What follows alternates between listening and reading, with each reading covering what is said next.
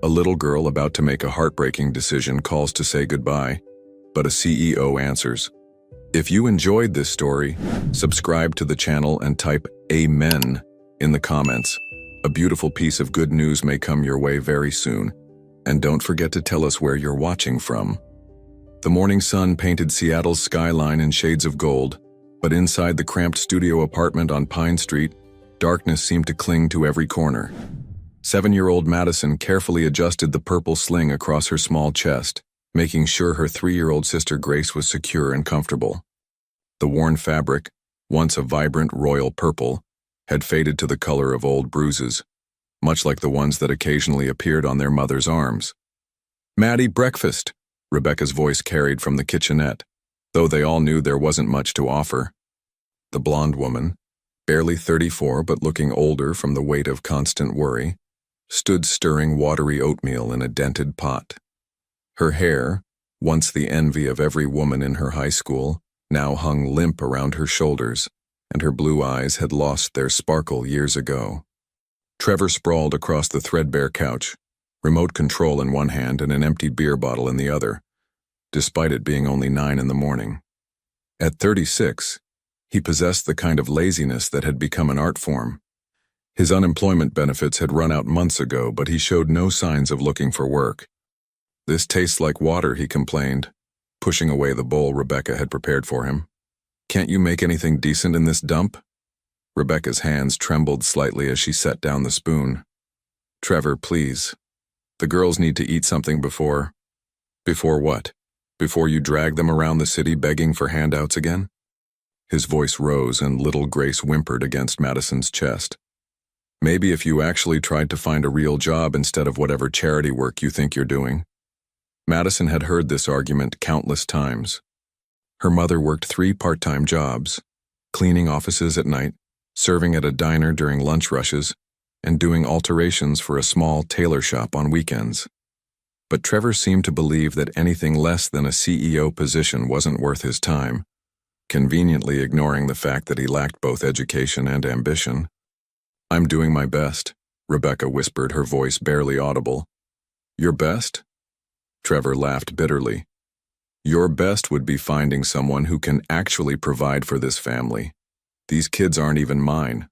Well, except for the baby there." He gestured dismissively at Grace. "That one's mine, but the older one. She's just another mouth to feed." Madison felt something cold settle in her stomach. She'd always known Trevor wasn't her real father, but hearing him say it so casually, so cruelly, cut deeper than she expected. Grace was Trevor's daughter, but Madison. She belonged to someone else entirely, someone her mother never talked about. "Don't talk about Maddie like that," Rebecca said, finding a spark of defiance. "She's a good girl and she helps more than you do." Trevor's face darkened. "Don't you dare compare that kid to me. I'm the man of this house." Madison quietly slipped out the front door, Grace still sleeping peacefully in the sling. She'd heard enough. At 7 years old, she understood more than adults realized. She knew her mother worked until her feet bled. She knew Trevor ate most of their food while they scraped together leftovers. She knew they were slowly drowning, and nobody was coming to save them. The autumn air was crisp as Madison walked down Pine Street, her small hand trailing along the chain-link fence that separated the sidewalk from the harbor below. Other children her age were probably getting ready for school, eating real breakfast, wearing clean clothes. Madison hadn't been to school in weeks. Rebecca couldn't afford new uniforms, and Trevor had forbidden her from taking charity from the school district. "Where are we going, Maddie?" Grace mumbled sleepily, her small arms tightening around Madison's neck. "Just for a walk, baby. We'll find somewhere pretty to sit." Madison had been thinking about this moment for days. She'd overheard Trevor talking on the phone to his drinking buddies, complaining about having to feed other people's mistakes. She'd seen her mother cry silently while washing dishes, believing no one was watching. And she'd made a decision that seemed logical in her 7-year-old mind. If they weren't wanted, if they were just burdens making everyone miserable, then maybe everyone would be happier without them. The Pier 70 walkway stretched out over Elliott Bay, offering a perfect view of the gray-green waters that extended to the horizon. Madison had always found the water peaceful, especially when the city noise faded into a gentle hum behind them. Tourist season was over, leaving the pier mostly empty except for a few joggers and dog walkers. "It's pretty here," Grace observed, now fully awake and taking in their surroundings. "Yeah, it is." Madison found a bench near the railing and carefully adjusted Grace in the sling so they could both see the water. "Gracie, do you remember Mama's phone?" The little girl nodded. "The one that makes beep beep sounds?" "That's right. And do you remember Trevor's number? The one Mama calls when she's at work?" Grace scrunched up her face in concentration. Despite being only 3, she had a remarkable memory for numbers and songs. 606? 888? 4411? Perfect, baby. You're so smart. Madison pulled out their mother's old flip phone, which Rebecca had forgotten on the kitchen counter in her rush to leave for her morning shift at the diner. "I need to make a very important phone call, okay? But I need you to be really quiet." Grace nodded solemnly, sensing the gravity in her sister's voice. Madison's small fingers dialed the number with careful precision. This would be her gift to their family, removing the burden that Trevor constantly complained about. She'd seen enough movies to know that sometimes people had to make hard choices to help the people they loved. And if Trevor was happier without them around, maybe he'd be nicer to their mother. The phone rang once, twice, 3 times. "Come on," Madison whispered, her heart pounding. "Pick up, pick up." On the 4th ring, someone answered. Daniel Morrison. The voice was different, deeper, more refined than Trevor's gravelly tone. Madison hesitated for a moment, confusion flickering across her young features. This didn't sound like Trevor at all. Hello?" she said quietly, glancing at Grace, who was watching her with wide, curious eyes. 40 miles away in the executive boardroom of Morrison Industries, Daniel Morrison paused mid-sentence during his quarterly presentation. The voice on the other end of his personal line was so small, so fragile, that every protective instinct he didn't know he possessed suddenly roared to life. "Hello there," he said gently, stepping away from the conference table filled with suited executives. "Are you okay, sweetheart?" Madison's breath caught. No adult had called her sweetheart in months. Trevor's pet names for her ranged from kid to things she preferred not to remember.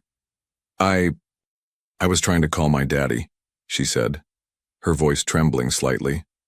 "But you don't sound like him." Daniel's heart clenched at the uncertainty in her tone. He'd been expecting a call from his lawyer about the Vancouver acquisition, not this. "What's your daddy's name, honey?" Trevor Banks. He lives with us and Mama, but..." Madison paused, trying to find the right words. "He doesn't want us anymore. He says we're too much trouble, and Mama cries all the time. And I thought if we weren't here anymore, maybe everyone would be happier." The words hit Daniel like a physical blow.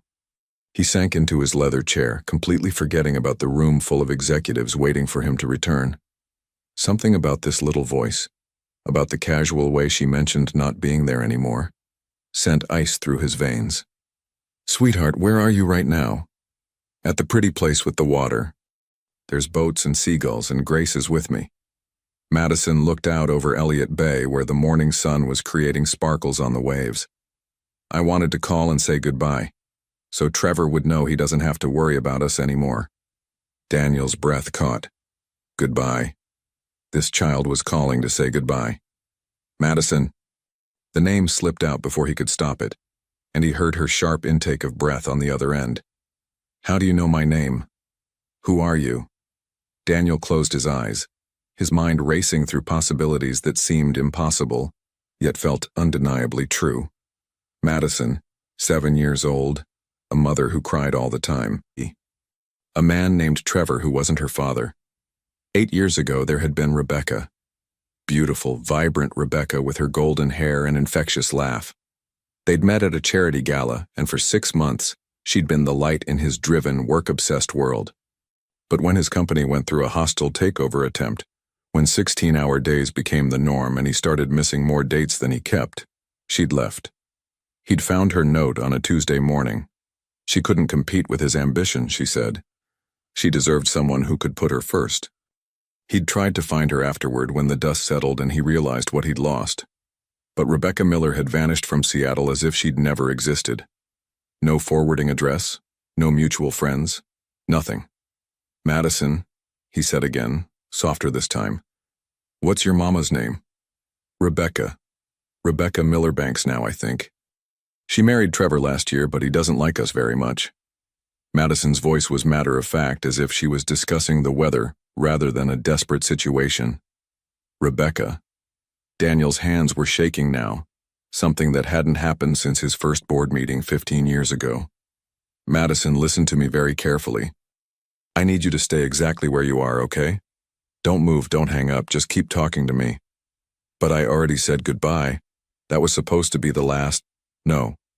The word came out sharper than he intended, and he softened his tone immediately. "No, sweetheart, you're not saying goodbye to anyone today. Tell me about Grace." "Is she your sister?" Madison nodded, then remembered he couldn't see her. "Yes, she's 3 and she's really smart. She knows all her numbers and some letters, and she sings really pretty songs. She's sleeping on me right now in the purple sling." Daniel felt something crack open in his chest. A 3-year-old sister. Rebecca had moved on, built a life with someone else, had another child. But Madison might be his. "You said Trevor isn't your real daddy. Do you know who your real father is?" Madison was quiet for a long moment. "Mama doesn't talk about him. Sometimes I see her looking at old pictures when she thinks I'm asleep and she looks sad. But when I ask, she just says he was someone who loved his work more than people." The description hit Daniel like a sledgehammer. How many times had Rebecca said exactly those words during their fights? How many times had she accused him of loving Morrison Industries more than her? "Madison, what do you look like, sweetheart?" "I have yellow hair like Mama and blue eyes. Grace looks different. She has brown hair like Trevor. People always say I look like Mama's twin, just smaller." Daniel closed his eyes, remembering Rebecca's blonde hair spilling across his pillow on Sunday mornings, her blue eyes sparkling with laughter when she caught him working on his laptop during their weekend getaways. "Listen to me, Madison. I need you to promise me something very important. Can you do that?" "I guess so." "Promise me you won't go anywhere near the water. Promise me you'll stay on the bench with Grace and keep talking to me until I get there." "Until you get where?" "You don't even know where I am." Daniel was already standing, grabbing his car keys from his desk drawer. Pier 70 overlooking Elliott Bay. "There's a bench near the railing where little girls with blonde hair sometimes sit when they need to think." Madison gasped. "How did you know that?" "Because I know a lot of things about you that you don't know yet, sweetheart. And we have a lot to talk about. But first, I need to make sure you and Grace are safe. Can you do that for me?" For the first time since the phone call began, Madison felt a flutter of something that might have been hope. "Are you really coming to see us?" Madison asked, and Daniel could hear the disbelief in her young voice. It broke his heart to realize that this child was surprised by the concept of an adult actually following through on a promise.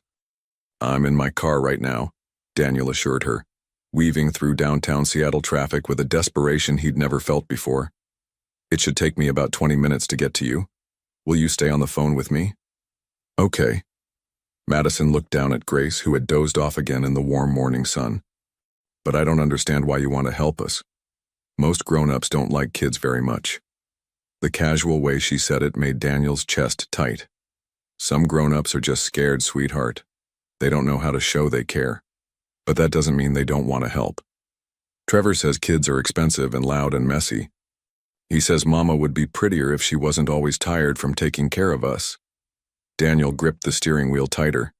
Every revelation about this Trevor character made him angrier, but he kept his voice gentle for Madison's sake. "What do you think about that?" Madison was quiet for a moment, swinging her legs from the bench. "I think Trevor doesn't understand that families are supposed to take care of each other.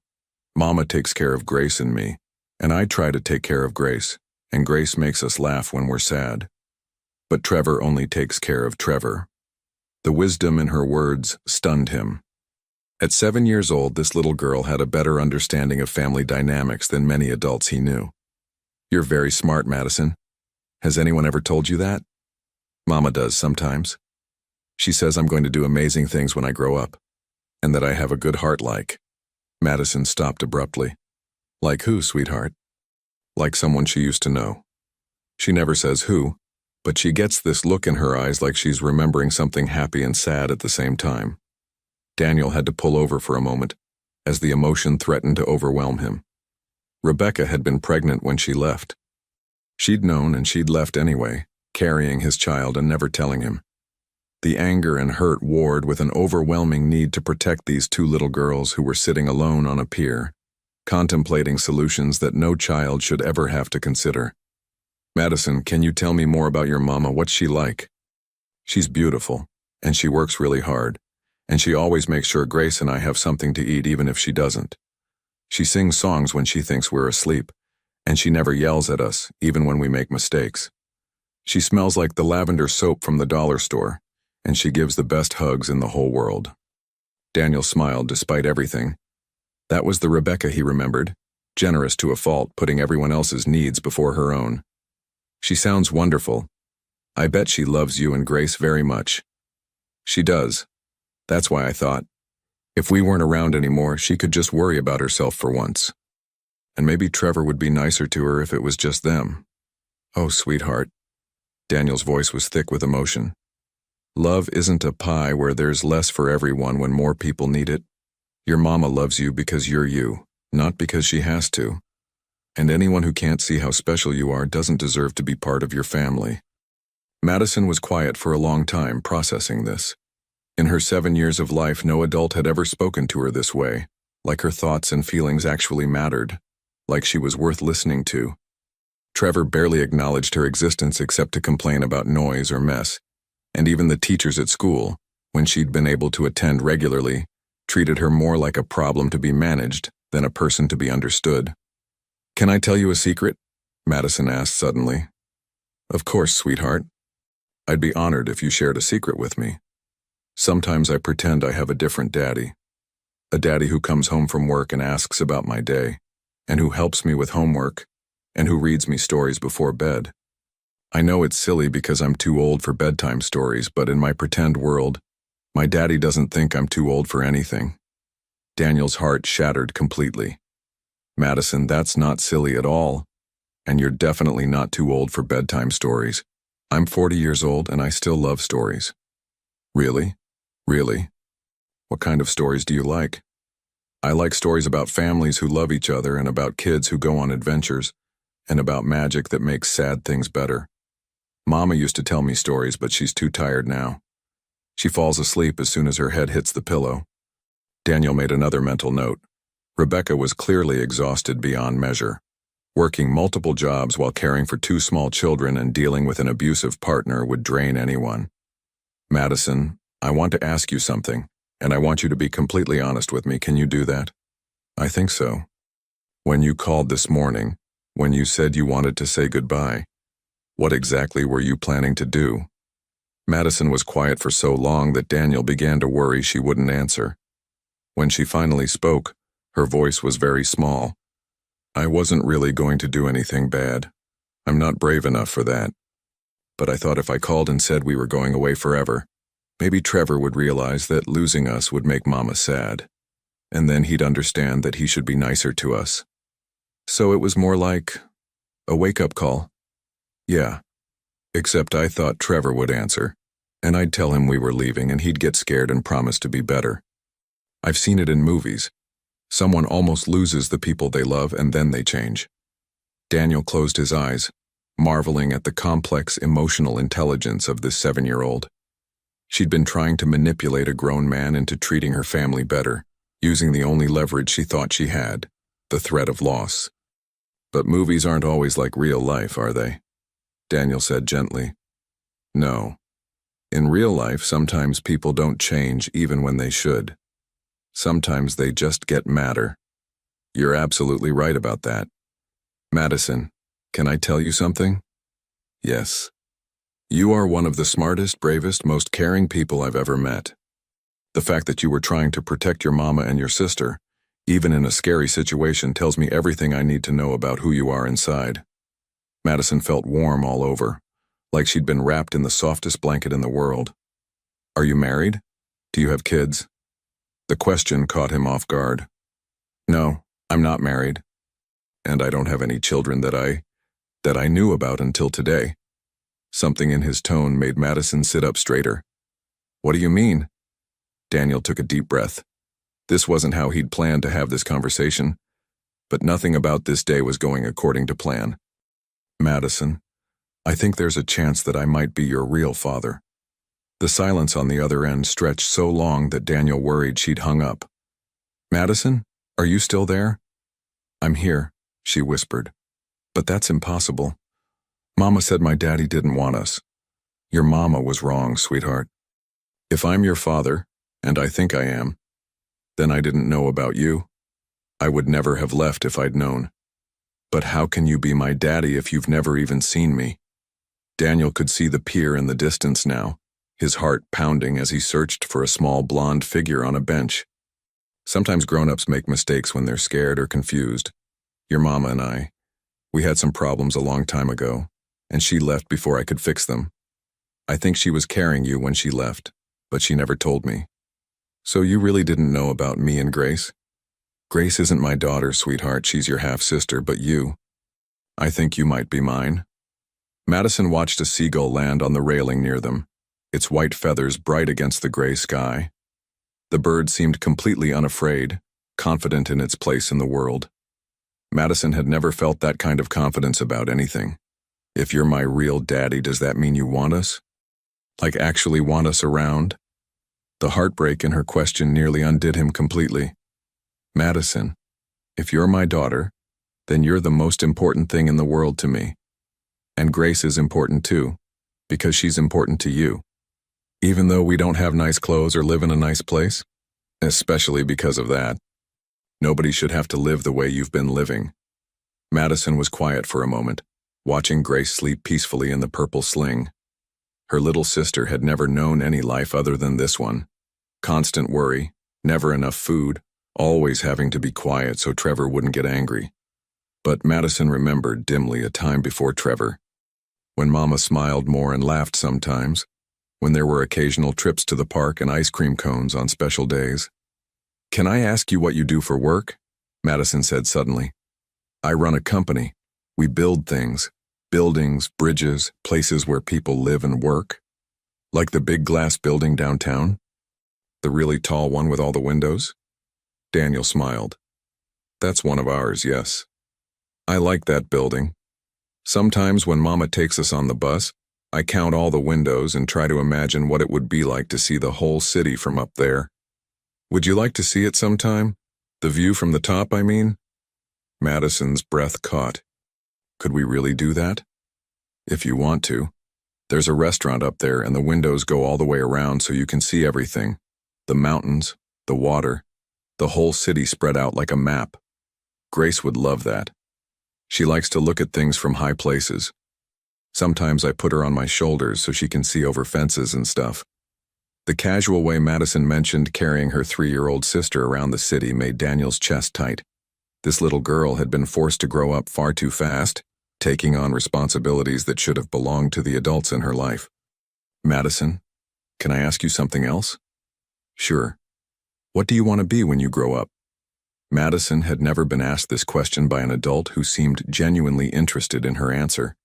Teachers asked it sometimes, but in that automatic way that meant they expected simple answers like teacher or doctor. This man, this possible father, sounded like he really wanted to know. I want to help people, she said slowly. I want to make sure kids don't have to be scared in their own houses, and that mamas don't have to work so hard they cry from being tired. I don't know what job does that, but that's what I want to do. Daniel had to stop walking for a moment, overwhelmed by the profound compassion in his daughter's voice. At 7 years old, living in poverty and dealing with an abusive stepfather, she was thinking about how to help other people in similar situations. That's a beautiful dream, Madison. And there are lots of jobs that help people: social workers, counselors, lawyers who work with families, people who run organizations that help kids and families in trouble. Really? People get paid to help other people? The best people do. And you know what? I think you'd be amazing at any of those jobs. Madison felt something she'd never experienced before. The sensation of an adult believing in her potential, seeing her as someone who could grow up to do meaningful things. It was intoxicating and terrifying at the same time. Could we really do that? Madison asked. Could I really help people someday? Sweetheart, you're already helping people. You help your mama by taking care of Grace. You help Grace by protecting her and loving her. You tried to help your whole family this morning by making a very brave phone call. You're already exactly the kind of person the world needs more of. Madison could see a black car pulling into the pier parking lot, and her heart started beating faster. There's a fancy car here, is that you? Probably. I'm looking for a little girl with blonde hair and a pink shirt, sitting with an even littler girl with brown hair. Madison looked down at her faded pink t-shirt, one of the few that still fit her properly. That's us. Daniel parked the car and stepped out, his eyes immediately finding the small figure on the bench. Even from a distance, even after 8 years, he could see Rebecca in every line of her face. But there was something else there too, something that was purely Madison. A strength that reminded him of his own determination, a gentleness that was all her own. This was his daughter. He knew it with absolute certainty. I can see you, he said softly into the phone.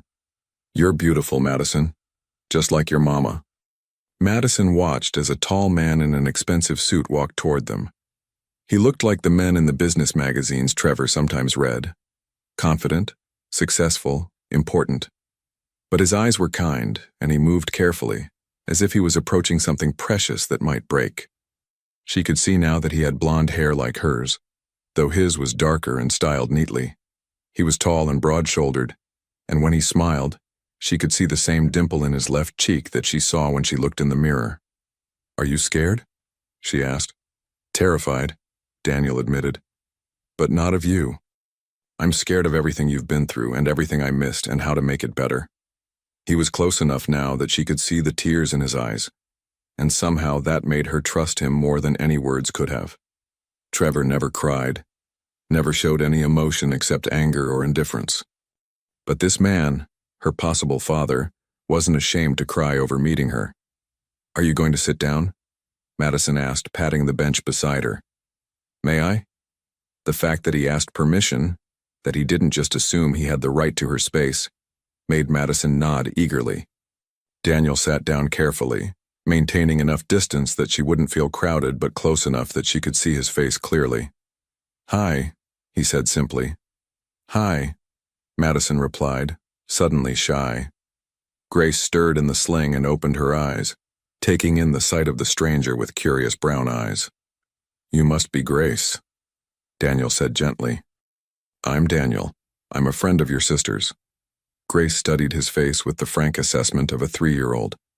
You look like Maddie, she announced. Madison and Daniel exchanged glances, and Madison felt a flutter of something that might have been hope. Do you think so? Daniel asked Grace seriously. Uh-huh. Same yellow hair, same eyes, same. Grace pointed at Daniel's left cheek. Same little dent when you smile. That's called a dimple, Madison told her sister softly. Dimple, Grace repeated solemnly. Maddie has a dimple too.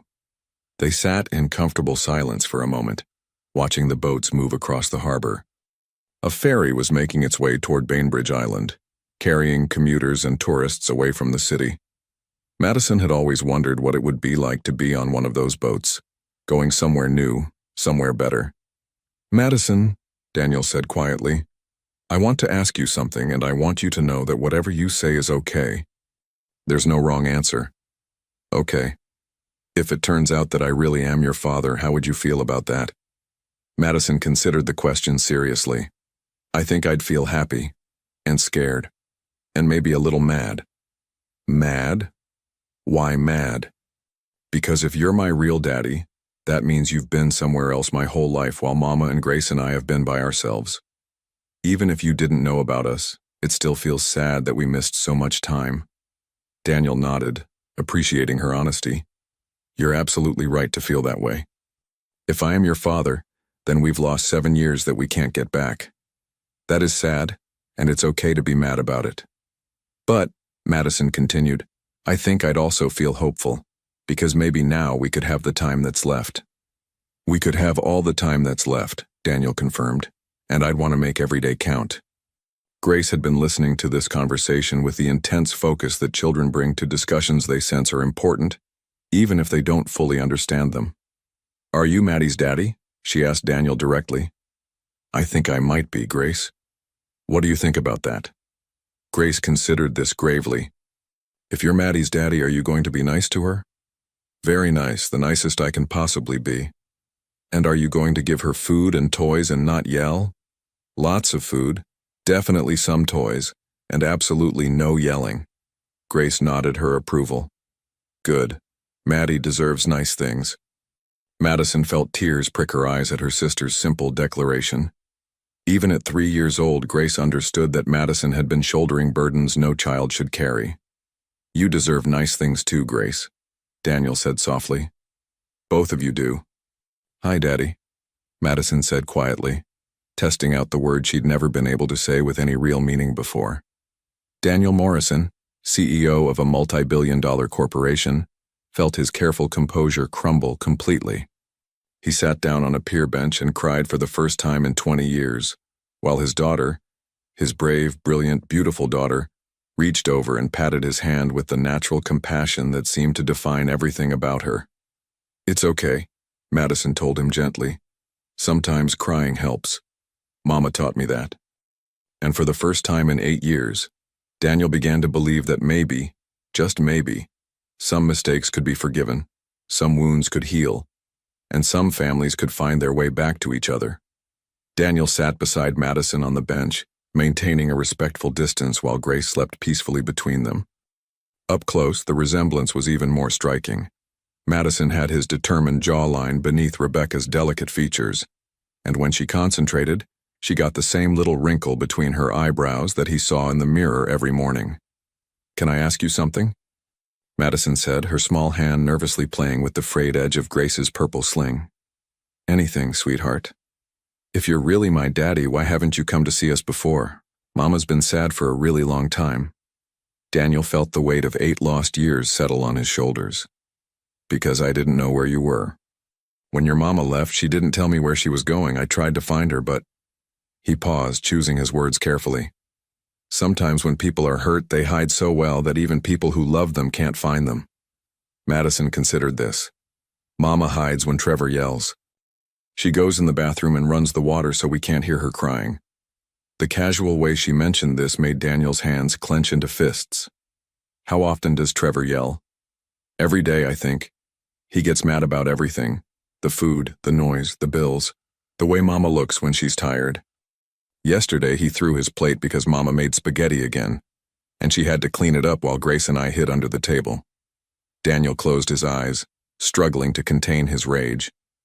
"Madison, has Trevor ever hurt you or Grace? Has he ever hit you?" Madison shook her head quickly. "No, he just yells. Mama says he's frustrated because he can't find a job, but—" She looked out over the water. "I don't think that's why he's mean. I think he just likes being mean sometimes. You're probably right about that, sweetheart. Some people choose to be angry because it's easier than being sad or scared." Grace stirred in the sling, her brown eyes fluttering open. She looked up at Daniel with the frank curiosity of a 3-year-old, showing no fear of the stranger sitting beside her sister. "Hi there, Grace," Daniel said softly. "I'm Daniel. I'm a friend of your sister's." Grace studied his face seriously. "You have kind eyes. Like the nice lady at the food place." "What food place is that?" Madison's cheeks flushed pink. "The food bank. Mama takes us there sometimes when Trevor eats all the groceries before we get home. Grace likes Mrs. Chen. She always saves the good fruit for us." Daniel made a mental note to make a substantial donation to whatever food bank they'd been visiting.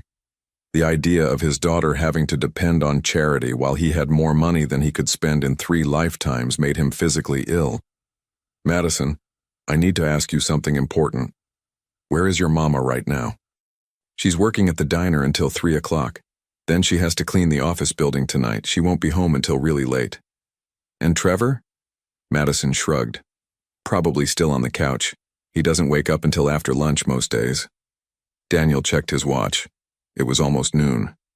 "Would you like to see where your daddy works?" The word felt strange on his tongue, but also perfectly right. Madison's eyes widened. Really? We can do that? If you want to.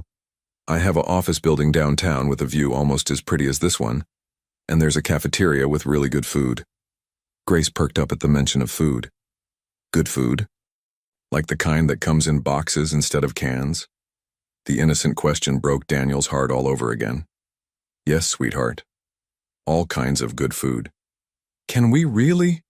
Madison asked, hope creeping into her voice for the first time that day. Of course. But first I need to call your mama and let her know you're safe. Can you give me the number where she works? Madison recited the diner's number from memory, and Daniel dialed it on his phone. When a harried voice answered with, Pete's Diner, how can I help you? He asked to speak with Rebecca Miller Banks. Becky, hold on, let me grab her. Becky, phone. The wait seemed eternal, but finally he heard a voice that sent him tumbling back 8 years. Hello? This is Rebecca. Her voice was tired, worn thin by years of struggle, but it was still unmistakably her. Daniel had to clear his throat before he could speak. Rebecca, this is Daniel Morrison. I have Madison and Grace with me and they're safe. The silence on the other end was so complete he thought the line had gone dead. Rebecca? Are you there? Daniel? Her voice was barely a whisper. That's impossible. How did you? Madison, is she okay? Oh God, where did you find her? I came home for lunch and she was gone, and Trevor said she probably just wandered off. But she never does that. Never. And I've been calling everywhere. Rebecca, breathe. They're both fine. Madison called Trevor's phone this morning, but I answered instead. We need to talk. I don't understand. Why would you have Trevor's phone? Daniel realized she didn't know. Somehow in 8 years, Rebecca had never discovered that Trevor had been using Daniel's old number. When Daniel had upgraded to a new business line 2 years ago and given up his personal number, the phone company had eventually reassigned it. Trevor, desperate for any phone service after his credit was destroyed, had taken whatever number was available through a prepaid service that had acquired the recycled number. It's a long story. But Rebecca, I need you to know. I never knew about Madison. If I had known. Don't. Her voice was sharp now, protective. Don't you dare. You made your choice 8 years ago. You chose your company over everything else. I chose wrong, Daniel said simply.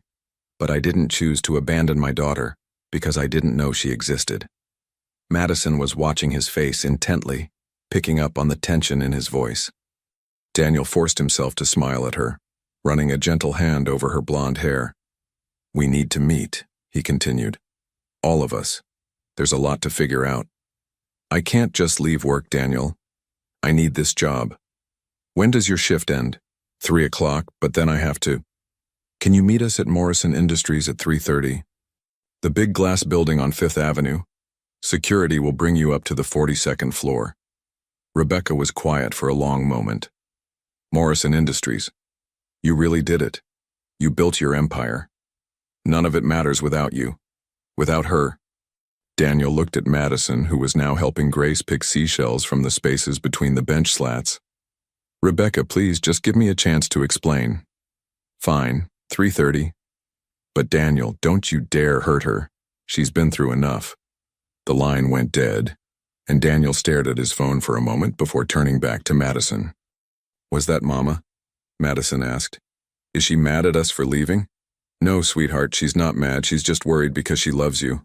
We're going to see her this afternoon. Grace looked up from her seashell collection. Will there be food at your workplace? Daniel laughed, the first genuine laugh he'd had all day.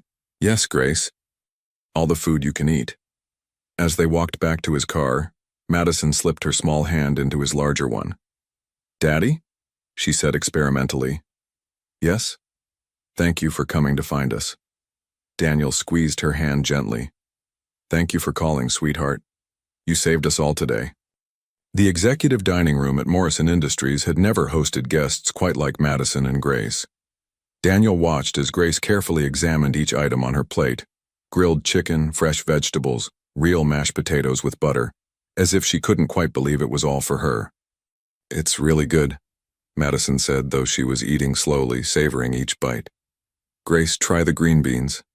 They taste different when they're not from a can. Better different or worse different? Grace asked seriously. Much better different. Daniel had barely touched his own food, too fascinated by watching his daughters navigate a world he'd taken for granted his entire life. Every small reaction, Madison's surprise at the cloth napkins, Grace's delight at the ice water with lemon slices, reminded him of the vast gulf between his life and theirs. Mr. Morrison. His assistant, Janet, appeared in the doorway. Ms. Miller-Banks is here. Daniel's heart leaped into his throat. Send her up, please. Madison looked up from her plate, suddenly nervous. Is Mama going to be mad that we left? Maybe a little, Daniel admitted, but not at you. She'll be mad at the situation, not at her girls. When Rebecca appeared in the doorway, Daniel felt the same jolt of recognition he'd experienced on the phone, magnified 1,000-fold. 8 years had changed her. There were lines around her eyes that hadn't been there before, and her figure was thinner, worn down by stress and insufficient food. But she was still beautiful, still the woman who had made him believe in love before he'd thrown it all away for quarterly reports and board meetings. Mama! Madison jumped up and ran to her mother, who caught her in a fierce embrace. Oh, baby, I was so scared. Why did you leave like that? I'm sorry, Mama. I thought if Grace and I weren't around anymore, maybe Trevor would be nicer to you. Rebecca's eyes filled with tears as she held Madison tighter. Oh, sweetheart. You should never have to think about things like that. That's not your job. Grace had climbed down from her chair and was tugging on Rebecca's worn uniform skirt. Mama, up. Food good here. Rebecca lifted Grace with one arm while keeping the other around Madison, her eyes meeting Daniel's for the first time. The impact was like touching a live wire. Hello, Rebecca. Daniel. Her voice was carefully neutral, but he could see the storm of emotions in her blue eyes. Thank you for taking care of them. They're incredible kids. You've done an amazing job with them. Rebecca's laugh was bitter. Right. Such a good job that my 7-year-old thought the solution to our problems was for her and her sister to disappear. That's not your fault. That's the fault of someone who made them feel unwanted. Rebecca's jaw tightened. Don't you dare judge my choices, Daniel. You have no idea what I've been through. You're right, I don't, but I'd like to understand. Madison looked back and forth between her parents, sensing the tension. Mama, are you mad at Daddy? Daddy? Rebecca's voice cracked on the word. Daniel stepped forward carefully. Rebecca, Madison is mine. I can see it, you can see it, and more than that. She called Trevor's number this morning, but somehow the call came to me instead. Don't you think that's more than coincidence? Rebecca sank into one of the leather chairs, still holding Grace. I don't know what to think anymore. Why didn't you tell me? Daniel asked quietly. When you found out you were pregnant, why didn't you tell me? Because you made it very clear that your work was more important than anything else. Rebecca's composure finally cracked. I was competing with board meetings and conference calls and business trips. I would make dinner plans and you'd cancel at the last minute. I'd try to talk to you about us, about our future, and you'd be checking your email over my shoulder. Daniel felt the truth of her words like physical blows. I know. I was an idiot. You were 28 years old and obsessed with proving yourself. And I was 26 and tired of feeling like an afterthought. So when I found out I was pregnant, Rebecca looked down at Madison, who was listening intently. I convinced myself you'd see it as another distraction from your precious company. You were wrong. Was I? Really? Be honest, Daniel. If I had told you I was pregnant 8 years ago, what would you have done? Daniel was quiet for a long moment, forcing himself to consider the question honestly. 28-year-old Daniel, driven by ambition and terrified of anything that threatened his climb to success. I don't know, he admitted finally. I'd like to think I would have done the right thing, but you're right. I was different then. Selfish. But Rebecca, I changed. After you left, when I realized what I'd lost. You built a bigger company. I built a monument to my own stupidity. Do you know what the name Morrison Industries actually means to me? It means the thing I chose over love. It means the biggest mistake I ever made. Rebecca stared at him, searching his face for deception and finding none. I looked for you, Daniel continued, for months after you left. I hired private investigators. I called every mutual friend we had. You vanished completely. I had to. I couldn't risk you finding me and trying to convince me to come back just because of the baby. I needed to know that if we were ever together again, it would be because you actually wanted me, not because you felt obligated. And then you met Trevor. Rebecca's face darkened. Trevor was safe. He wasn't going anywhere, wasn't building an empire, wasn't going to choose work over family. At least that's what I thought. What happened? Madison was still listening, and Rebecca glanced at her daughter before speaking carefully. People aren't always who they pretend to be. Trevor was charming when he was trying to win me over. Attentive, good with Madison, romantic. It wasn't until after we were married that I realized he thought being a husband meant being taken care of, not taking care of others. He doesn't work. He doesn't do anything. He sleeps until noon, drinks beer, and complains about everything. And Madison, Rebecca's voice broke. He treats her like she's an inconvenience. Like she's not even part of the family. But Grace is his daughter. Yes, and he loves her when it's convenient. When she's not crying or hungry or in need of attention. But Madison gets the worst of it because she's not his, and he never lets any of us forget it. Daniel felt rage building in his chest again. Why do you stay? Because I have 2 children and 3 part-time jobs that barely pay for rent and groceries. Because in this city, a single mother with no degree and no family support doesn't have many options. Rebecca's voice rose. Then she caught herself and looked at the girls apologetically. You have options now, Daniel said quietly. What's that supposed to mean? It means you don't have to go back to him. It means Madison and Grace don't have to live in a place where they're not wanted. It means we can figure this out together. Rebecca stared at him for a long moment. You want us back just like that. Just like that. Because of Madison. Because of all of you. Because I spent 8 years regretting the biggest mistake of my life, and now I have a chance to fix it. And if I say no, then I respect your decision. But I'm still going to make sure Madison and Grace are safe and cared for. They're part of my life now, Rebecca. I won't walk away from them, Madison had been unusually quiet during this exchange, but now she spoke up in her small, clear voice. Mama, can I ask you something? Of course, baby. Are you happy with Trevor? The question was so direct, so innocent, that Rebecca couldn't deflect it. No, sweetheart, I'm not. Are you scared to leave him? Rebecca looked at her 7-year-old daughter, amazed by her perceptiveness. A little bit. Change is scary, even when staying is scarier. Madison climbed into Rebecca's lap, careful not to disturb Grace. Maybe scared is okay if it means we get to be happy again. Like how I was scared to call Daddy, but it turned out to be the best thing ever. Rebecca looked at Daniel over Madison's head, seeing something in his eyes that had never been there before. A depth of emotion. A groundedness that the driven young man she'd once known had lacked. What are you suggesting? She asked quietly. Come home with me. All of you. Tonight. We'll figure out the rest as we go. Daniel, I can't just... Yes, you can. You're tired, Rebecca. You've been fighting alone for 8 years and you don't have to anymore. But what about Trevor? What about my jobs? What about... Let me worry about Trevor. As for your jobs... Daniel smiled slightly. I think we can find you something better. Grace, who had been dozing in Rebecca's arms, suddenly perked up. Are we going to live in the pretty building? How would you feel about that, Grace? Daniel asked. Good. Food here is much better, and no more yelling people. Madison looked up at her mother with hope shining in her blue eyes. Please, Mama. I want to try being a family with Daddy. Rebecca felt the last of her resistance crumble.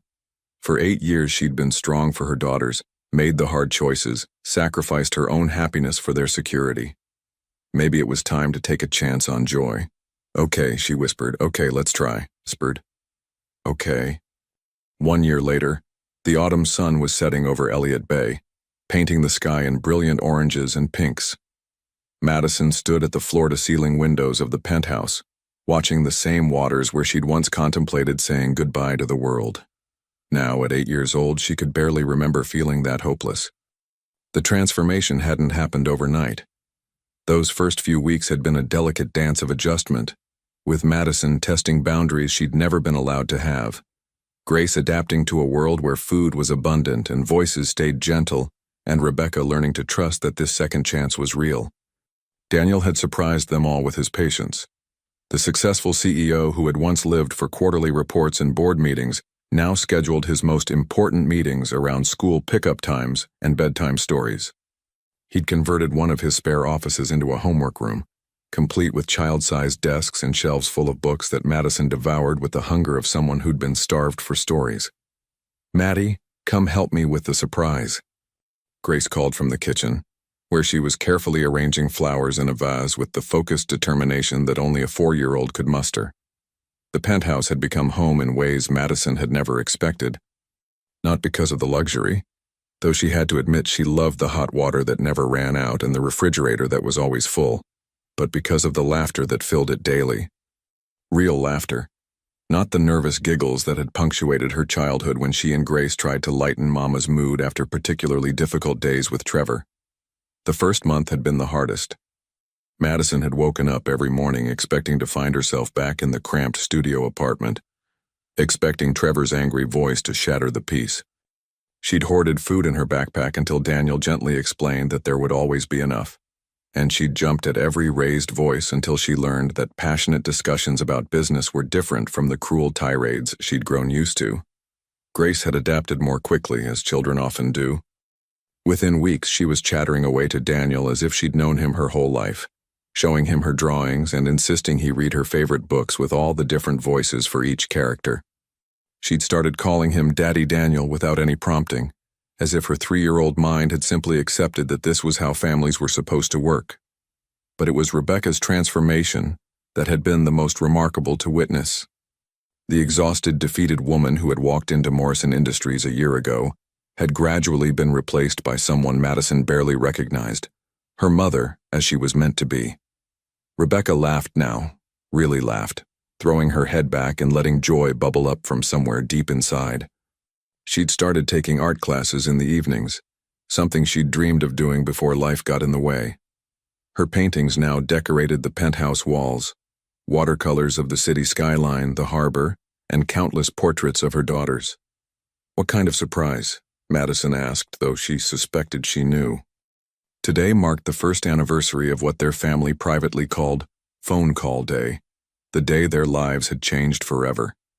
"The good kind," Grace giggled, her brown hair escaping from the ponytail Rebecca had attempted that morning.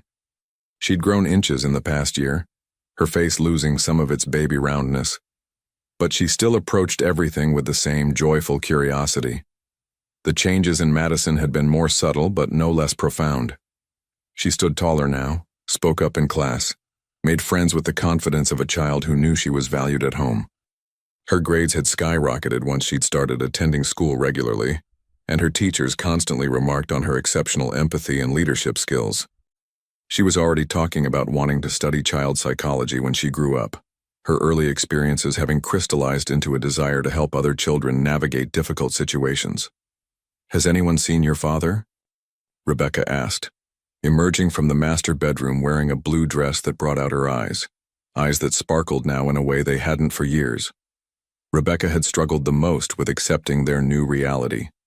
Years of making do with less, of constantly worrying about money, of putting everyone else's needs first, had left her almost unable to receive care without feeling guilty.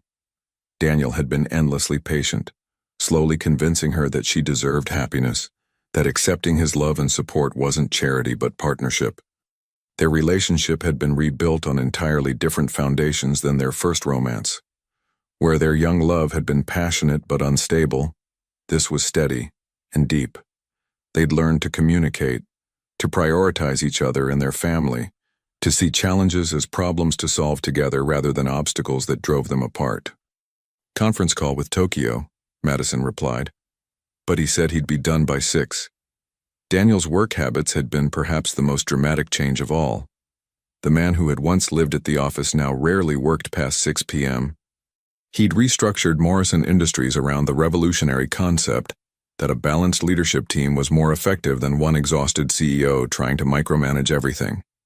His company was actually more profitable now, his employees happier, his board members initially skeptical but ultimately impressed by the results. Perfect timing then. Rebecca checked her watch. The surprise guests should be arriving any minute. Madison's stomach clenched with old anxiety. Surprise guests had never been good news in her previous life, but this was different. She could tell by the sparkle in her mother's eyes the way Grace was practically bouncing with excitement. Before Madison could ask what she meant, the elevator chimed. The doors opened to reveal Trevor Banks, flanked by 2 police officers. Madison's blood ran cold, and she instinctively stepped in front of Grace. But Rebecca put a reassuring hand on her shoulder. "It's okay, sweetheart, this is just closure."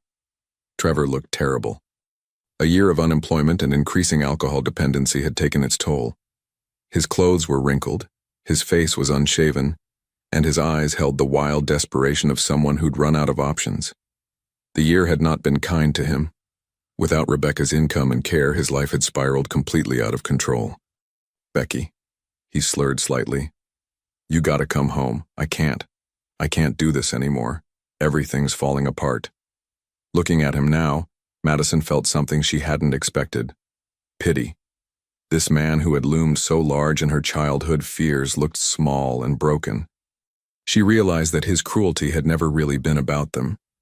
It had been about his own failures, his own inability to cope with life's challenges. "I am home, Trevor," Rebecca said calmly. "This is my home. These are my daughters. This is my family." "That's not your family. I'm your husband. Grace is my daughter." One of the officers stepped forward. "Mr. Banks, you were told this was just to retrieve your personal belongings and finalize the custody arrangement. Any harassment will result in immediate arrest." Daniel appeared from his office, moving to stand protectively near his family. His presence seemed to deflate Trevor somewhat. The contrast between the 2 men was stark and undeniable. Where Daniel radiated quiet confidence and genuine care for his family, Trevor seemed to carry his failures like a weight that was slowly crushing him. "So this is him," Trevor sneered, but there was no real venom in it anymore, just the bitter resignation of a man who knew he'd lost everything that mattered. "The rich prince who swooped in and stole my family." "I didn't steal anything," Daniel replied evenly. "I just gave them what they deserved: love, respect, and security." The words hit Trevor like physical blows. He knew they were true. He'd had everything: a beautiful wife, 2 children who could have loved him, a chance at happiness, and he'd thrown it all away through his own selfishness and inability to grow up. "You can't just take Grace. She's my daughter." "And she always will be," Rebecca said firmly. "But Trevor, you haven't seen her in 6 months. You haven't called, haven't asked how she's doing, haven't paid a penny in support. You only remembered you had a daughter when you realized I wasn't coming back." It was true, and they all knew it. After the initial shock of Rebecca leaving, Trevor had seemed almost relieved to have the responsibility removed from his shoulders. He'd spent his days drinking and feeling sorry for himself, only reaching out when the loneliness became unbearable. Grace, who had been hiding behind Madison, suddenly stepped forward with the fearless honesty of a child. "I don't want to live with you anymore, Trevor. You yell too much, and you don't like my sister." The simple statement hung in the air, devastating in its truth. Grace spoke without malice, just stating facts as she saw them. In her world, family meant people who took care of each other, who were kind, who made each other feel safe and loved. Trevor's face crumpled. Looking at Grace, really looking at her, he saw a healthy, happy child who barely remembered him.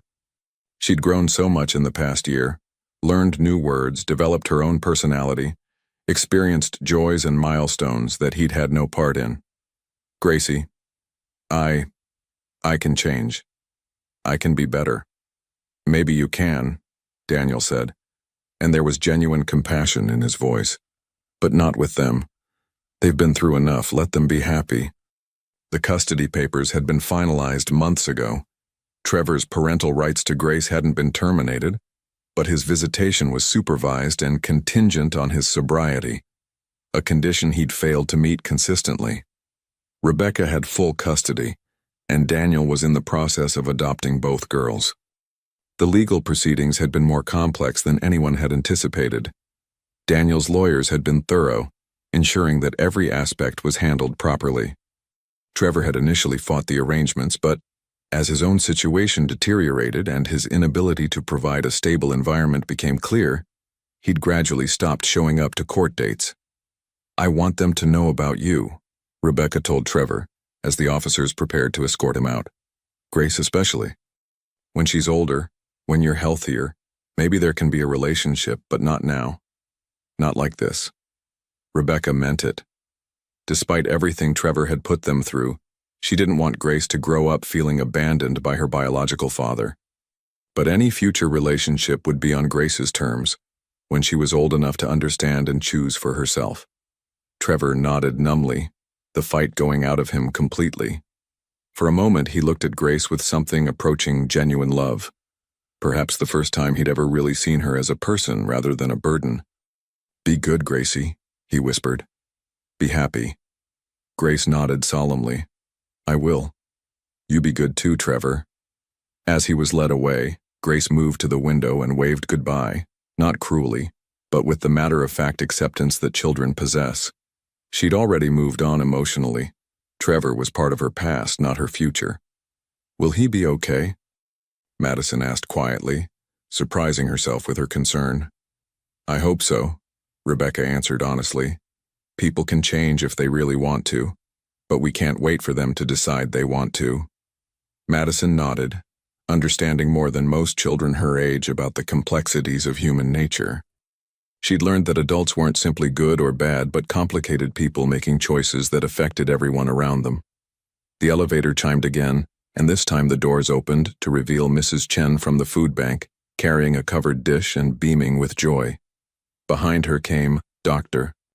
Martinez, Madison's pediatrician, who had been instrumental in helping the family navigate the girls' transition to their new life. Even Janet, Daniel's assistant, appeared with a bouquet of flowers and a shy smile. "Surprise!" Grace shouted, clapping her hands. "It's a celebration!" Madison felt tears spring to her eyes as she realized what was happening. Rebecca and Daniel had invited all the people who had helped their family along the way, not just to celebrate the anniversary, but to acknowledge that healing happened in community, with the support of people who cared. Mrs. Chen hugged Madison tightly. "Look at you, sweetheart. You're glowing." It was true. The hollow-cheeked, anxious child who had first appeared at the food bank had been replaced by a confident, healthy 8-year-old who radiated joy from the inside out. Later that evening, after a dinner of celebration rather than stress, after Grace had been tucked into her princess-themed bedroom and Madison had finished her homework at the desk Daniel had built into her room's bay window, the adults sat on the terrace overlooking the city. The guests had left, the dishes were done, and the family had settled into the comfortable rhythms that had become their normal. Daniel was reviewing some contracts while Rebecca sketched in her art pad, and both girls were supposed to be sleeping but were actually whispering and giggling in Grace's room. "Do you ever wonder what would have happened if Madison hadn't made that call?" Rebecca asked, curled against Daniel's side on the outdoor sofa. "Every day," Daniel admitted. "And every day I'm grateful that she was brave enough to reach out, even when she thought she was saying goodbye." It had become their tradition to end phone call day by acknowledging how close they'd all come to missing each other entirely. If Madison had been a few minutes later, if Daniel had been in a different meeting, if any number of small circumstances had been different, they might never have found each other. "I still can't believe Trevor never realized he was using your old number." "Divine intervention," Daniel said with a smile, "the universe giving us a second chance."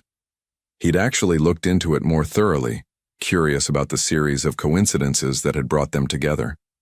The trail of how his old number had made its way to Trevor was complex, through multiple phone companies, prepaid services, and bureaucratic oversights. It really did seem like fate had intervened. Rebecca was quiet for a moment, watching the lights twinkle across Seattle. The city that had once seemed so cold and hostile now felt like home in the truest sense. "Do you ever regret it? Taking on a ready-made family? Having to deal with all the complications?" It was a question she asked periodically, not because she doubted his commitment, but because sometimes she still couldn't quite believe that someone would choose them. All the chaos and complexity that came with loving them. Daniel turned to face her fully. Rebecca, a year ago I was the richest, loneliest man in Seattle. I had everything money could buy and nothing that mattered.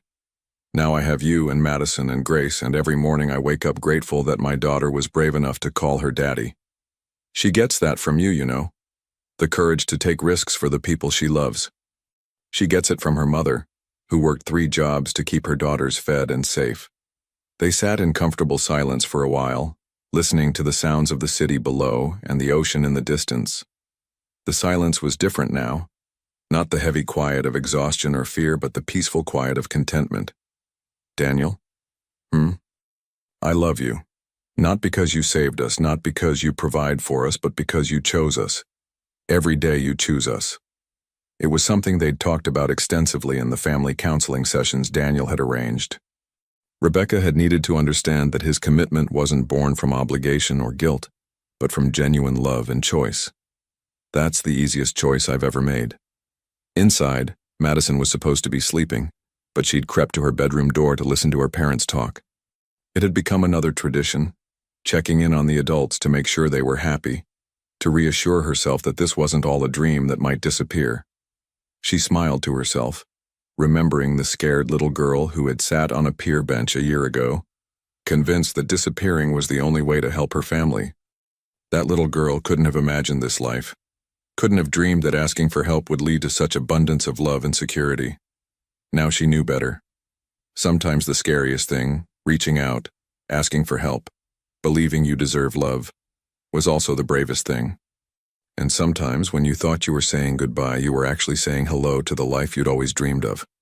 She padded back to her bed, where her stuffed elephant, a gift from Daniel, was waiting. Tomorrow was a school day, and she was excited to tell Mrs. Patterson about the anniversary celebration.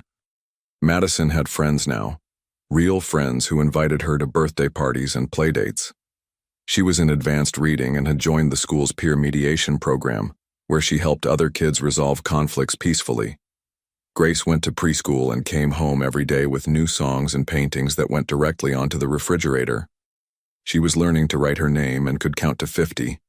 She spoke in full sentences now and had developed her own sense of humor, keeping the whole family laughing with her observations about the world. Rebecca worked part-time at a nonprofit that Daniel's company supported, doing meaningful work that utilized her intelligence and compassion instead of just her desperation. She'd found her calling in helping other families navigate crises, and her own experiences gave her a credibility and empathy that made her incredibly effective. And Daniel came home every night at 6 o'clock, helped with homework, read bedtime stories, and had never once made any of them feel like an obligation. He'd found a balance he'd never thought possible, and his family had given his success meaning beyond profit margins and market share. As Madison drifted off to sleep, she could hear her parents' soft laughter drifting in from the terrace, and she smiled. Tomorrow, maybe she'd call the number that had changed everything, just to hear her daddy answer the phone and say her name with all the love in the world. Some calls she'd learned weren't meant to say goodbye at all. Some calls were meant to say, "I'm here, I need you, I love you." And sometimes, if you were very lucky, the person on the other end of the line was waiting to say the same thing back. The city sparkled below them, full of other families, other stories, other children who might be sitting on benches somewhere feeling hopeless and alone. Madison whispered a small prayer into the darkness, that those children would find their own courage to reach out, to believe they deserved better, to trust that somewhere in the world, someone was waiting to love them exactly as they were.